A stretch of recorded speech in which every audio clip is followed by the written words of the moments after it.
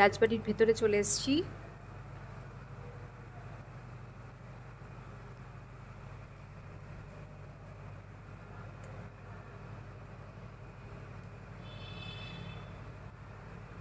খুব সুন্দর, এখনো রাজবাড়ির ভেতরে অনেক জিনিসপত্র আছে দেখার মতন।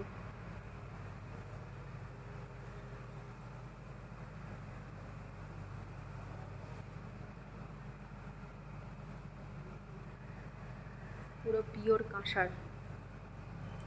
জানো তো যে এখানকার খাগড়াই কাঁসা হচ্ছে বিখ্যাত, এবং এখানকার যত রকম জিনিসপত্র কাঁসার ওপরেই তৈরি।